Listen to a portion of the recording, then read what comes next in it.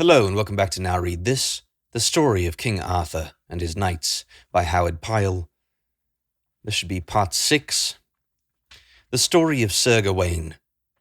Here followeth the story of Sir Gawain, and of how he discovered such wonderful faithfulness unto King Arthur, who was his lord, that I do not believe that the like of such faithfulness was ever seen before.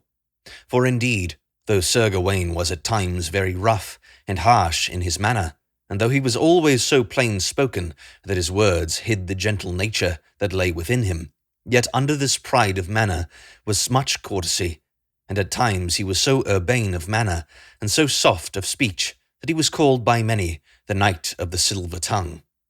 Yet here ye shall read how his faithfulness unto King Arthur brought him such high reward that almost anyone in all the world might envy him his great good fortune. Chapter 1st. How a white hart appeared before King Arthur, and how Sir Gawain and Gaheris his brother went in pursuit thereof, and of what befell them in that quest. Upon a certain time King Arthur, together with Queen Guinevere and all of his court, were making progression through that part of his kingdom which was not very near to Camelot. At this time the king journeyed in very great state, and Queen Guinevere had her court about her, so that there were many esquires and pages, wherefore, what with knights, lords, and ladies in attendance, more than 60 of people were with the king and queen. Now it chanced that at this time the season of the year was very warm, so that when the middle of the day had come, the king commanded that a number of pavilions should be spread for their accommodation, wherein that they might rest there until the heat of the day had passed. So the attendants spread 3 pavilions in a pleasant glade upon the outskirts of the forest. When this had been done, the king gave command that the tables where they were to eat their midday meal should be spread beneath the shadow of that glade of trees. For there was a gentle wind blowing, and there were many birds singing, so that it was very pleasant to sit in the open air. Accordingly, the attendants of the court did as the king commanded, and the tables were set upon the grass beneath the shade, and the king and queen, and all the lords and ladies of their courts, sat down to that cheerful repast. Now whiles they sat there feasting with great content of spirit, and with much mirth and goodly talk among themselves, there came of a sudden in great outcry from the woodland that was near by, and therewith there burst forth from the cover of that leafy wilderness a very beautiful white hart, pursued by a white brachet of equal beauty. And there was not a hair upon either of these animals that was not as white as milk, and each wore about its neck a collar of gold, very beautiful to behold. The hound pursued the white hart with a very great outcry and bellowing, and the hart fled in the utmost terror. In this wise they ran thrice around the table where King Arthur and his court sat at meat, and twice in that chase the hound caught the hart and pinched it on its haunch, and therewith the hart leapt away, and all they who sat there observed that there was blood at 2 places upon its haunch where the hound had pinched it. But each time the hart escaped from the hound, and the hound followed after it with much outcry of yelling, so that King Arthur and Queen Guinevere and all their court were annoyed at the noise and tumult that those 2 creatures made. Then the hart fled away into the forest again by another path, and the hound pursued it, and both were gone. And that the baying of the hound sounded more and more distant as it ran away into the woodland. Now, ere the king and the queen and their court had recovered from their astonishment at these things, there suddenly appeared at that part of the forest whence the hart and the hound had emerged a knight and a lady, and the knight was of a very lordly presence, and the lady was exceedingly beautiful. The knight was clad in half armour, and the lady was clad in green, as though for the chase, and the knight rode upon a charger of dapple grey, and the lady upon a piebald palfrey. With them were 2 esquires, also clad for the chase. These, seeing the considerable company gathered there, paused as though in surprise, and whilst they stood so, there suddenly appeared another knight upon a black horse, clad in complete armour, and he seemed to be very angry, for he ran upon the half-armoured knight, and smote him so sorry a blow with his sword, that the first knight fell down from his horse, and lay upon the ground as though dead. whereat the lady who was with him shrieked with great dolour. Then the full-armed knight upon the black horse ran to the lady and catched her, and he lifted her from her palfrey and laid her across the horn of his saddle, and thereupon he rode back into the forest again. The lady screamed with such vehemence of violent outcry that it was a great pity to hear her, but the knight paid no attention to her shrieking, but bore her away by main force into the forest. Then, after he and the lady had gone, the two esquires came and lifted up the wounded knight upon his horse, and then they also went away into the forest and were gone. All this King Arthur and his court beheld from a distance, and they were so far away that they could not stay that knight upon the black horse from doing what he did to carry away the lady into the forest, nor could they bring succour to the other knight in half armour, whom they had beheld struck down in that wise. So they were very greatly grieved at what they had beheld, and knew not what to think of it. Then King Arthur said to his court, Messires, is there not some one of you who will follow up this adventure, and discover what is the significance of that which we have seen, and compel that knight to tell why he behaved as he did? Upon this Sir Gawain said, Lord, I shall be very glad indeed to take upon me this adventure, if I have thy leave to do so. And King Arthur said, Thou hast my leave. Then Sir Gawain said, Lord, I would that thou would also let me take my younger brother Gaheris with me as mine esquire in this undertaking, for he groweth apace unto manhood, and yet he hath never beheld any considerable adventure at arms. So King Arthur said, Thou hast my leave to take thy brother with thee. At this Gaheris was very glad, for he was of an adventurous spirit, wherefore the thought of going with his brother upon this quest gave him great pleasure. So they two went to the pavilion of Sir Gawain, and there Gaheris aided Sir Gawain as his esquire to don his armour. Then they rode forth upon that quest which Sir Gawain had undertaken. Now they journeyed onward for a very considerable distance, following that direction whither they had seen the hart take when it had sped away from before the hound, and when, from time to time, they would meet some of the forest folk, they would inquire of them whither had fled that white hound and the white hart, and whither had fled the knight and the lady, and so they followed that adventure apace. By and by, after a long pass, it being far advanced in the afternoon, they were suddenly aware of a great uproar of conflict, as of a fierce battle in progress. So they followed this sound, and after a while they came to an open meadowland with a very fair and level sward. Here they beheld two knights fighting with great vehemence of passion, and with a very deadly purpose. Then Sir Gawain said, What is this? Let us go see. So he and Gaheris rode forward to where those two knights were engaged, and as they approached, those two knights paused in their encounter and rested upon their weapons.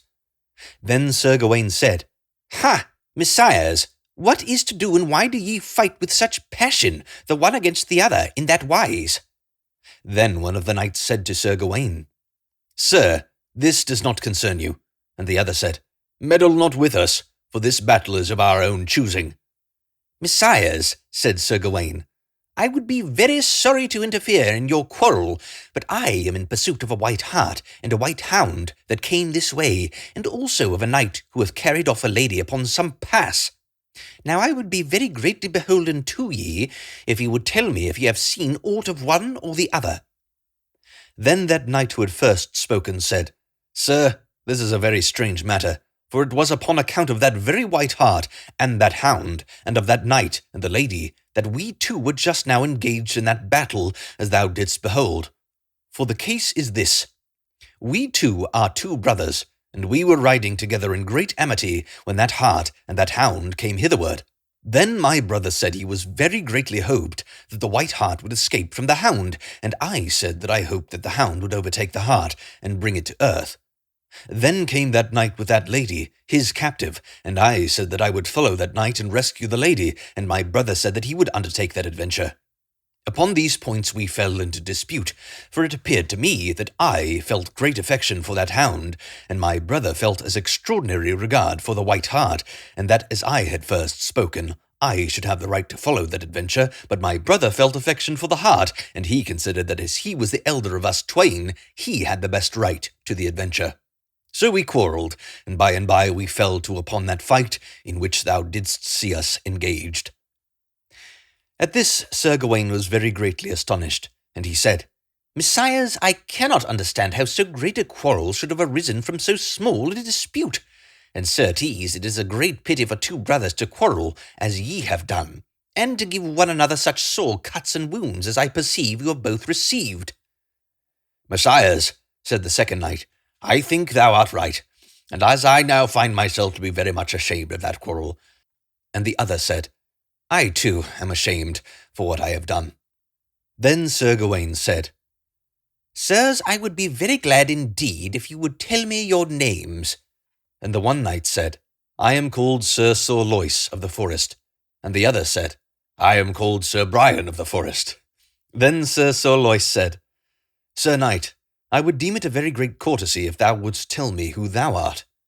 I would be very glad to do that, said Sir Gawain, and therewith he told them his name and condition. Now when they heard who Sir Gawain was, those two knights were very greatly astonished and pleased, for no one in all the courts of chivalry was more famous than Sir Gawain, the son of King Lot of Orkney.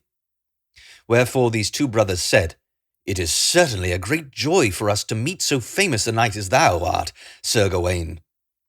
Then Sir Gawain said, Sir Knights, that hart and that hound came only a short while ago to where King Arthur and Queen Guinevere and their court of lords and ladies were at feast, and there likewise all we beheld that knight seize upon the lady and make her captive. Wherefore I and my brother have come forth upon command of King Arthur for to discover what is the meaning of that which we beheld. Now I shall deem it a very great courtesy upon your part if ye will cease from this adventure, and will go in amity unto the court of the king, and will tell him of what ye beheld, and of how ye quarrelled, and of how we met. For otherwise I myself will have to engage ye both, and that would be a very great pity, for ye are weary of battle, and I am fresh. Then these two knights said, Sir, we will do as you desire, for we have no wish to have to do with so powerful a knight as you. Thereupon those two knights departed, and went to the court of King Arthur, as Sir Gawain ordained. And Sir Gawain and his brother rode forward upon their adventure.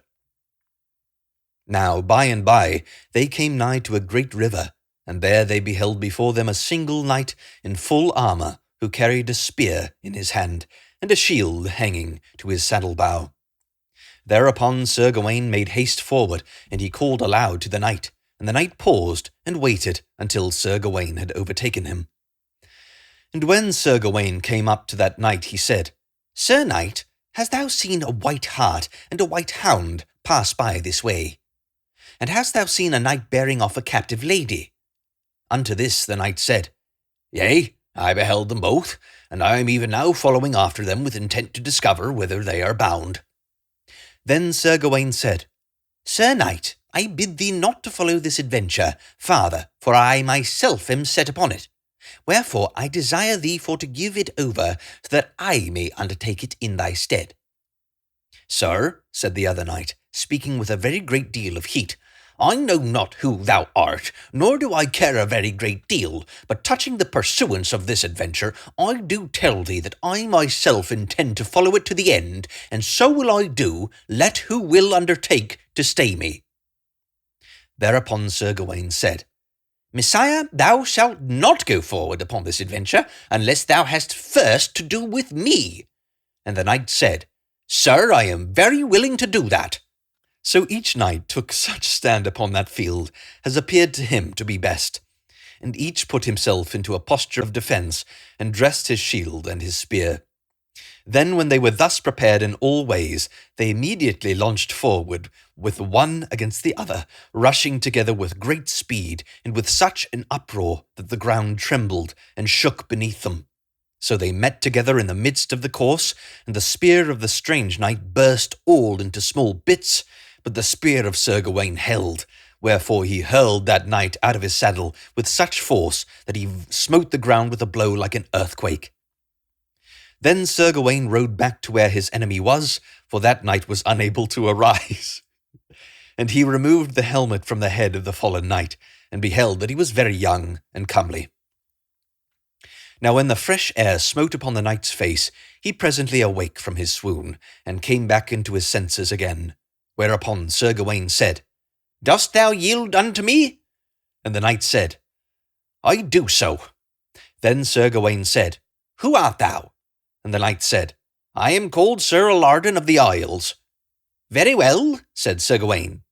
"Then I lay my command upon thee in this wise, that thou shalt go to the court of King Arthur, and deliver thyself to him as a captive of my prowess, and thou art to tell him all that thou knowest of the hart, and the hound, and the knight, and the lady, and thou shalt tell him all that hath befallen thee in this assault." So the knight said that he would do that, and thereupon they parted, the one party going the one way, and the other party going the other way. After that, Sir Gawain and his brother Gaheris rode a considerable distance, until they came, by and by, through a woodland into an open plain, and it was now about the time of sunset. And they beheld in the midst of the plain a very stately and noble castle with 5 towers, and of a very great strength. And right here they saw a sight that filled them with great sorrow, for they beheld the dead body of that white hound lying beside the road like any carrion. And they saw that the hound was pierced through with 3 arrows, wherefore they wist that it had been slain very violently. Now when Sir Gawain beheld that beautiful hound lying dead in that wise, he was filled with great sorrow. "What a pity it is," he cried, "that this noble hound should be slain in this wise, for I think that it was the most beautiful hound that I ever saw in all my life. Here hath assuredly been great treachery against it, for it hath been foully dealt with because of that white hart which it pursued. Now I make my vow that if I can find that hart, I will slay it with mine own hands, because it was in that chase that this hound met its death." After that they rode forward toward the castle, and as they drew nigh, lo, they beheld that white hart with the golden collar browsing upon the meadows before the castle. Now as soon as the white hart beheld those 2 strangers, it fled with great speed toward the castle, and it ran into the courtyard of the castle. And when Sir Gawain beheld the stag, he gave chase in pursuit of it with great speed, and Gaheris followed after his brother. So Sir Gawain pursued the white hart into the courtyard of the castle, and from thence it could not escape. Then Sir Gawain leapt him down from his horse, and drew his sword, and slew the hart with a single blow of his weapon. This he did in great haste, but when he had done that, and it was too late to mend it, he repented him of what he had done very sorely. Now with all this tumult, there came out the lord and the lady of the castle, and the lord was one of very haughty and noble aspect, and the lady was extraordinarily graceful and very beautiful of appearance. And Sir Gawain looked upon the lady, and he thought he had hardly ever seen so beautiful a dame, wherefore he was more sorry than ever that in his haste he had slain that white hart. But when the lady of the castle beheld the white hart, that it lay dead upon the stone of pavement of the courtyard, she smote her hands together and shrieked with such shrillness and strength that it pierced the ears to hear her. And she cried out, "Oh, my white hart, art thou then dead?" And therewith she fell to weeping with great passion. Then Sir Gawain said, "Lady, I'm very sorry for what I have done, and I would that I couldst undo it." Then the lord of the castle said to Sir Gawain, "Sir, didst thou slay that stag?" "Yea," said Sir Gawain. "Sir," said the lord of the castle, "thou hast done very ill in this matter, and if thou wilt wait a little while, I will take full vengeance upon thee." Unto which Sir Gawain said, "I will wait for thee as long as it shall please thee." Then the lord of the castle went into his chamber, and clad himself in his armour, and in a little while he came out very fiercely. "Sir," said Sir Gawain, "what is thy quarrel with me?" And the lord of the castle said, "Because thou hast slain the white hart that was so dear to my lady."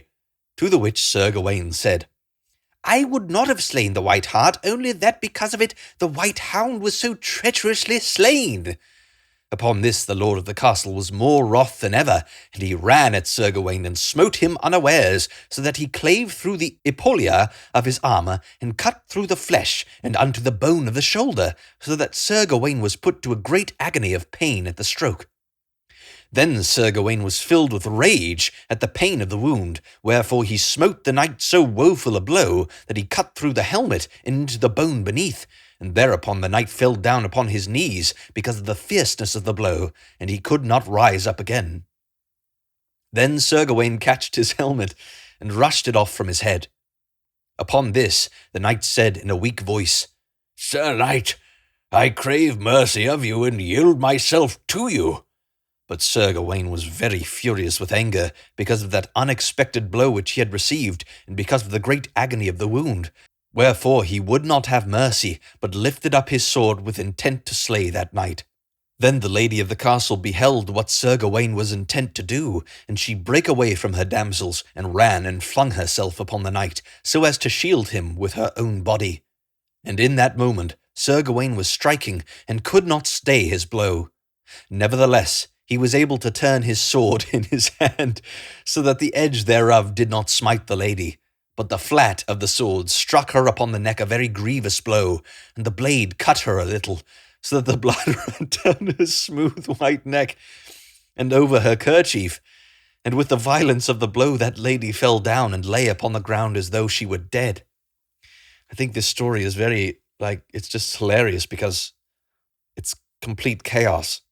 Sir Gawain is running around doing PvP with just random knights, and then he's killing animals and then hitting women. Kind of love Sir Gawain.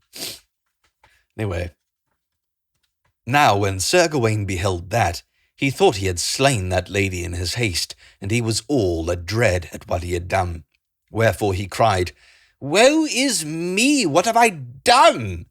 "Alas," said Gaheris, "that was a very shameful blow that thou didst strike, and the shame of it is mine also, because thou art my brother. Now I wish I had not come with thee to this place." Then Sir Gawain said to the lord of the castle, "Sir, I will spare thy life, for I am very sorry for what I have done in my haste." But the knight of the castle was filled with great bitterness, because he thought that his lady was dead.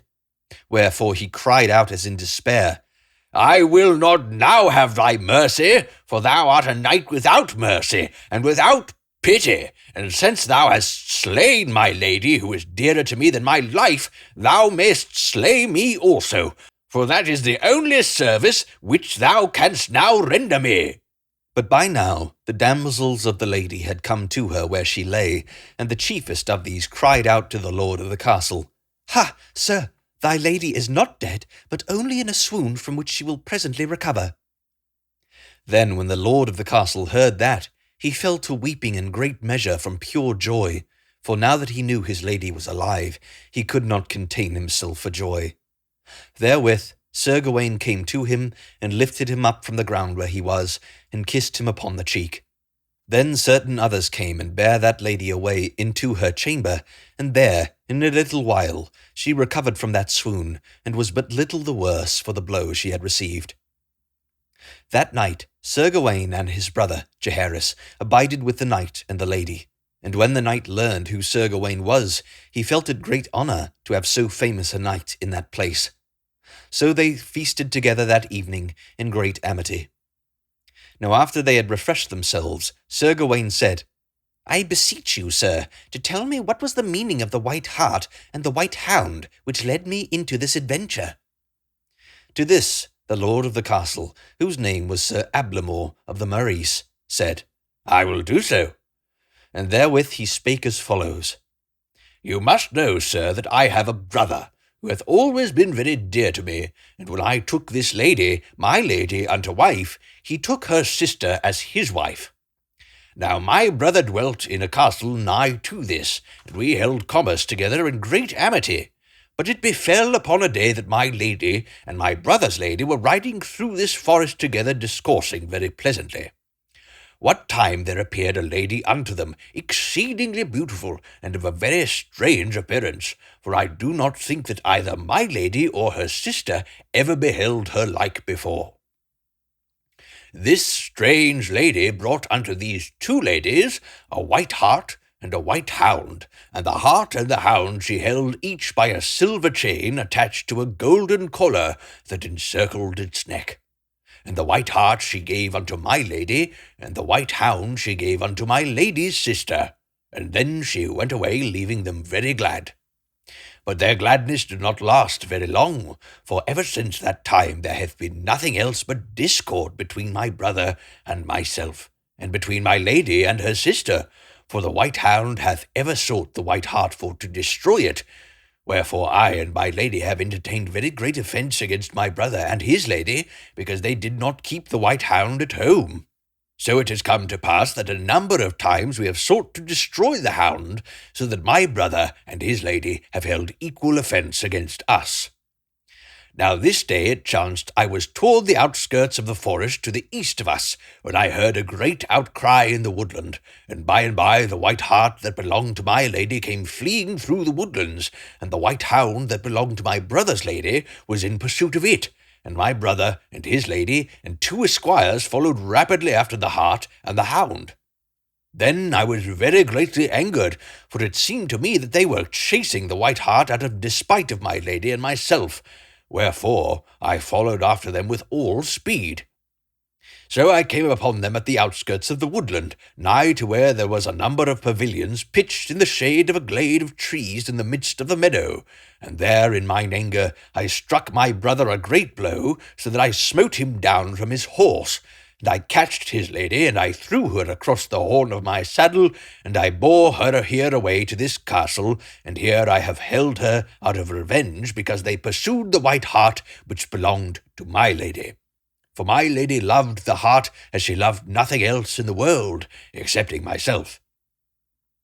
Sir, said Sir Gawain, this is a very strange matter.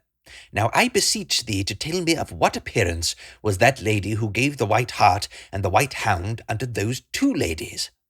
Messire, said the knight, she was clad all in crimson, and about her throat and arms were great many ornaments of gold, beset with stones of divers colours, and her hair was red like gold, and was enmeshed in a net of gold, and her eyes were very black and shone with exceeding brightness, and her lips were like coral, so that she possessed a very strange appearance.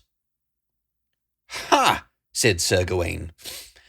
From this description, methinks the lady could have been none other than the sorceress Vivian, for now she spendeth all of her time in doing such mischief as this, by means of her enchantment, out of pure despite. And, indeed, I think it would be a very good thing if she were put out of this world, so that she could do no more such mischief. But tell me, Messire, now where is that lady, thy wife's sister? Sir, said the knight, she is in this castle, and is a prisoner of honour. Well, quoth Sir Gawain, since now both the hart and the hound are dead, you can assuredly bear no more enmity towards her and your brother, wherefore I do beseech you that you will let her go free, and will enter again into a condition of amity and goodwill, the one with the other, in such a manner as hath aforetime been obtained between you two. And the lord of the castle said, Sir, it shall be so. And so he set the lady free at that time, and thereafter there was amity between them, as Sir Gawain had ordained. And the next day Sir Gawain and his brother Gaheris returned unto this court of the king, and he told King Arthur and his court all that had befallen, hiding nothing from them. Now Queen Guinevere was very much displeased when she heard how Sir Gawain would show no mercy to that knight, and how he had struck the lady with his sword. Wherefore she said, aside to one of those who stood nigh to her, It seems to me to be a very strange thing for a belted knight to do, to refuse to give mercy unto a fallen enemy, and to strike a lady with his sword. For I should think that any sword that had drawn blood from a lady in such wise would be dishonoured, for I cannot think that anyone who would strike a lady in that wise would hold himself guiltless unto his vow of knighthood. This Sir Gawain overheard, and he was exceedingly wroth thereat, but he concealed his anger at that time. Only after he had gone away he said to Gaheris his brother, I believe that lady hateth me with all her heart, but sometime I will show to her that I have in me more courtesy, and am more gentle than she believes me to be. As for my sword, since she deemeth it to be dishonoured by that blow, I will not use it any more. So he took the sword out of its sheath, and brake it across his knee, and flung it away. Now all this hath been told to set forth that which follows, for there ye shall learn what great things of nobility Sir Gawaine could do, when it behoved him to do them. For haply ye who have read this story may feel as Queen Guinevere did, that Sir Gawaine was not rightwise courteous as a belted knight should have been in that adventure aforetold. Hi, you want to buy something? You can check the description for my books and audiobooks. Thank you so much for watching, and don't forget to like and subscribe for more content.